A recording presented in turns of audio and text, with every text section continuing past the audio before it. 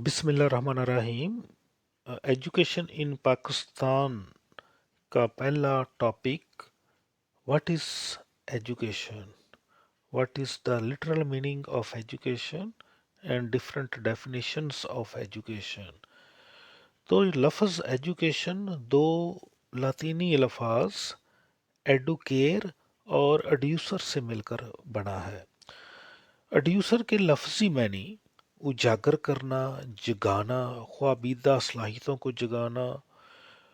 जो इंसान के अंदर मख्फी सलाहियतें हैं उनको उजागर करना, एनालाइटन करना, उनको प्रमोट करना, उनको डेवलप करना, ये एड्यूसर के मानी है। और एडुकेयर का मतलब है निगहदाश्त करना, उन सलाहियतों को परवान चढ़ाना, उन सलाहियतों की नशोनुमा करना। बिल्कुल ऐसे ही है, बच्चा इस तरह है जिस तरह एक बीज में सलाहियतें होती हैं एक तानावर दरख्त बनने की। बिल्कुल बच्चे में भी बेशुमार सलाहियतें हैं, और अगर उसको प्रॉपर इन्वायरमेंट मिले तो वो एक फ्रूटफुल और responsible citizen of the society बन सकता है। लेकिन अगर बच्चे को प्रॉपर माहौल नहीं मिला, बिल्कुल उसी तरह जिस तरह एक बीज को प्रॉपर मैनोर नहीं मिलती, प्रॉपर पानी नहीं मिल रहा, या प्रॉपर तरीके से उसको मौसम नहीं मिला, तो वो एक झाड़ी बनकर रह जाता है और फल और दरख्त नहीं बनता। बिल्कुल जैसे आम का दरख्त है, आप अगर उसको मरी में जाकर बो दें तो वो कभी भी फल नहीं देगा। उसको उसकी सलाहियतों के मुताबिक उसको इन्वायरमेंट चाहिए। बिल्कुल इसी तरीके से जो बच्चा है उसमें भी बेशुमार सलाहियतें हैं। मुख्तलिफ बच्चों की सलाहियतें भी मुख्तलिफ होती हैं, और उनकी सलाहियतों के मुताबिक उनको प्रॉपर इन्वायरमेंट और निगहदाश्त और परवरिश की जाए तो वो माशरे के मुफीद कारआमद शहरी बन जाते हैं। तो मुख्तसर जो एजुकेशन है ये फ़र्द में मौजूद मुख्तलिफ सलाहियतों को उजागर करके उनकी नशोनुमा करने का अमल है। तो फ़र्द में जो मुख्तलिफ सलाहियतें हैं वो चार किस्म की हैं, चार कैटेगरीज हम उनको में लेते हैं। जो पहली कैटेगरी है उनको कहते हैं ज़हनी सलाहियतें। जो मेंटल एबिलिटीज़ हैं, इसमें कुव्वत मुशाहदा है, कुव्वत तख़य्युल, कुव्वत इन्हमाक, कुव्वत इस्तदलाल और कुव्वत हाफ़ज़ा। और एक टीचर को ये ज़िम्मेदारी बनती है कि वो बच्चे की कुव्वत मुशाहदा को प्रमोट करे, और इसी तरीके से उसकी इमेजिनेशन पावर को, कुव्वत तख़य्युल को मुख्तलिफ मज़ामीन के ज़रिए और मुख्तलिफ एक्टिविटीज़ के ज़रिए इसको डेवलप किया जा सकता है। कुव्वत इन्हमाक, जिसको कंसंट्रेशन पावर कहते हैं, कि जितना बच्चा किसी एक टास्क के ऊपर कंसंट्रेट करेगा, किसी एक सब्जेक्ट के ऊपर कंसंट्रेट करेगा जो कि उसकी इंटरेस्ट का है, तो उसमें उतना ज़्यादा ही वो नशोनुमा करेगा, उसकी सलाहियतें उतनी ज़्यादा ही उसमें उभरेंगी। इसी तरीके से लॉजिकल और रीजनिंग स्किल्स हैं, जिसको कुव्वत इस्तदलाल कहा गया है। तो बच्चे के अंदर दलाइल देने की भी कुव्वतें हैं, और उनको प्रमोट करना चाहिए, ना कि उनको दबा देना चाहिए। और लास्ट पे है कुव्वत हाफ़ज़ा। ये भी बहुत ज़रूरी है, जितना हाफ़ज़ा अच्छा होगा उतना ही बच्चा ज़्यादा सीख पाएगा। तो हाफ़ज़े के लिए भी ज़रूरी है कि आप कुव्वत इस्तदलाल को जितना ज़्यादा मज़बूत करेंगे उतना ही हाफ़ज़ा मज़बूत होगा। कुव्वत इस्तदलाल का तल्लुक़ भी कुव्वत इन्हमाक से है। जितना बच्चा कंसंट्रेट करेगा, जितना वो किसी टॉपिक में या किसी सब्जेक्ट में इंटरेस्ट लेगा, उतनी ही उसकी कुव्वत इन्हमाक या कंसंट्रेशन पावर ज़्यादा हो जाएगी, और उससे वो अपनी फील्ड में बहुत आगे निकल जाएगा। तो ये तमाम की तमाम ज़हनी सलाहियतें या ज़हनी कुव्वतें या मेंटल एबिलिटीज़ या मेंटल कम्पिटेंसीज़, या हम इसको मेंटल पोटेंशियल भी कहते हैं, तो ये हर बच्चे में होती है।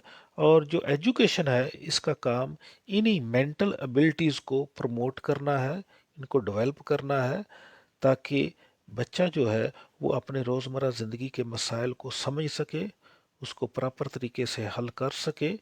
اور اس کے بعد دوسری جو ابیلٹیز ہیں وہ ہیں فزیکل ابیلٹیز، اور فزیکل ابیلٹیز میں جس طرح کہا جاتا ہے نا کہ ایک صحت مند جسم میں ہی ایک صحت مند دماغ ہوتا ہے، بالکل اس میں کوئی شک نہیں کہ اگر بچہ جو ہے وہ فزیکلی صحت مند ہے، توانا ہے، طاقتور ہے، تو وہ ایک اچھا ذہن رکھے گا، اور اسی طریقے سے وہ کام کرنے کی صلاحیتیں بھی اس میں پائی جائیں گی۔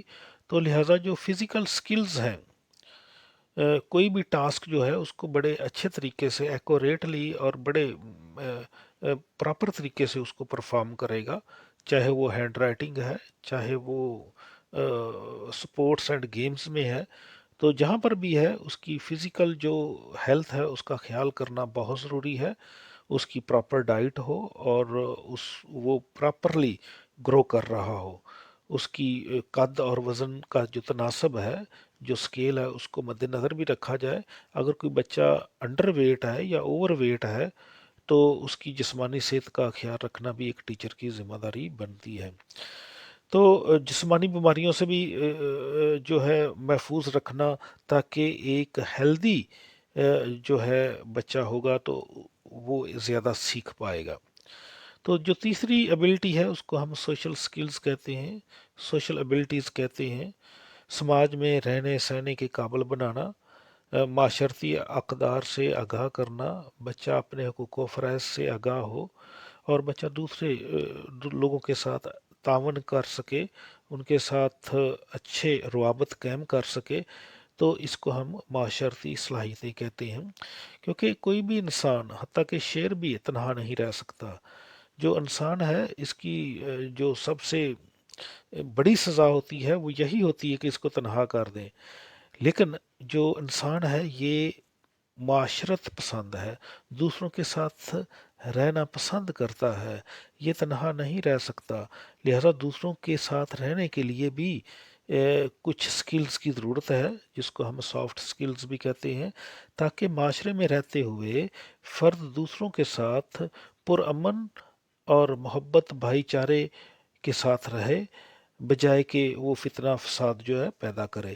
تو سوشل سکلز جو ہیں ان کو ڈیولپ کرنا بھی ایک ٹیچر کی ذمہ داری ہے، اور اس طرح کے مضامین نصاب میں شامل کیے جاتے ہیں جس سے بچہ معاشرتی ادارے، معاشرتی روابط اور معاشرتی رویے سیکھتا ہے، اور جو بری اقدار ہیں، برے جو کلچر ہے اس سے وہ اس کو بچایا جاتا ہے۔ اور جو لاسٹ ون ہے وہ ہے جذباتی صلاحیتیں، اموشنل ایبلٹیز، جذبات کو کنٹرول کرنا، اور جذبات کو مناسب جگہ پر استعمال کرنے کی صلاحیتیں پیدا کرنا، تاکہ اچھے اخلاق کا ایک طالب علم مالک بن سکے، تو یہ جذباتی صلاحیتیں کہلاتی ہیں۔ تو عام طور پر جو بچے کی ایموشنل ٹریننگ ہوتی ہے، جذباتی تربیت جو ہوتی ہے، وہ ہم نصابی سرگرمیوں میں کی جاتی ہے۔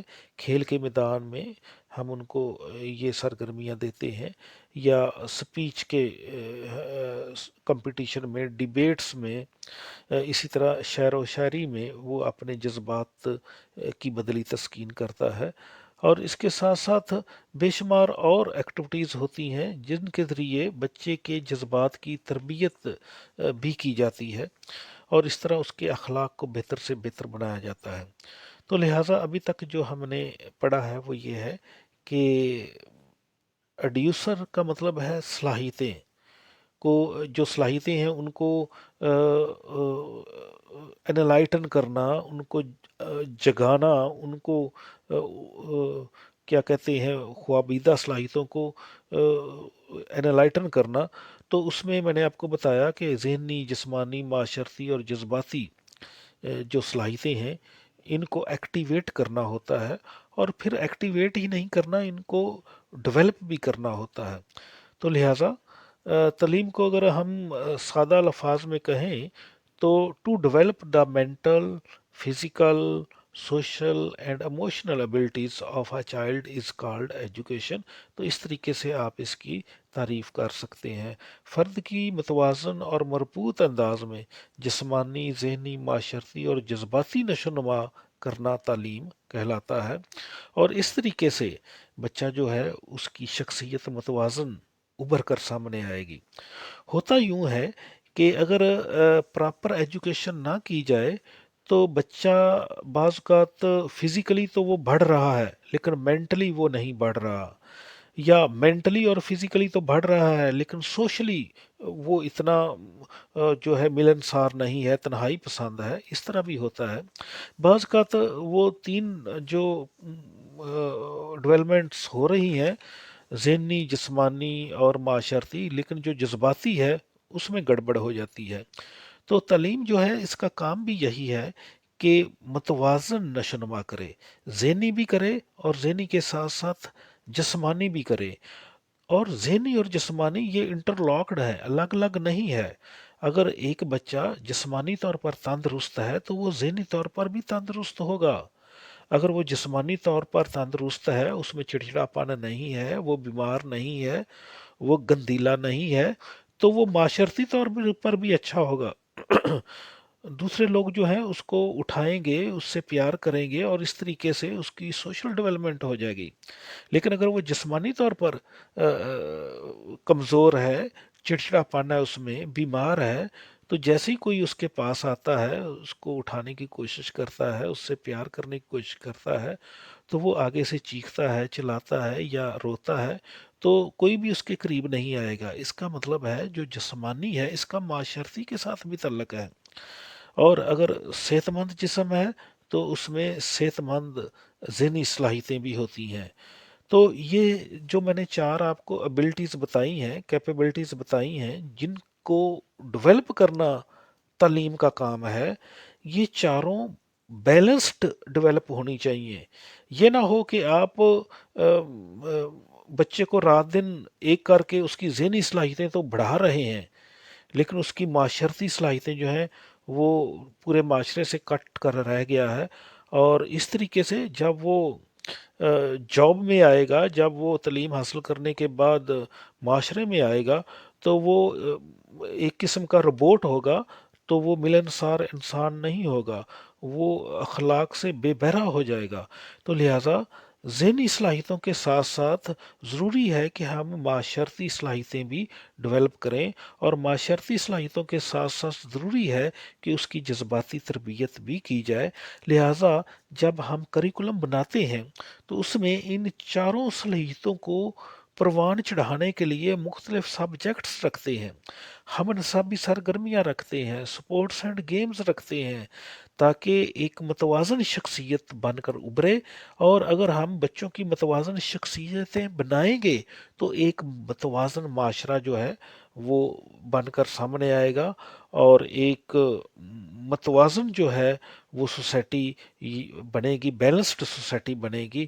اور وہاں پر لوگ جو ہیں ایک دوسرے کے حقوق و فرائض کا خیال بھی رکھیں گے اور اچھے معاشرتی روابط بھی رکھیں گے، اور ان کی جسمانی صحت بھی اچھی ہوگی.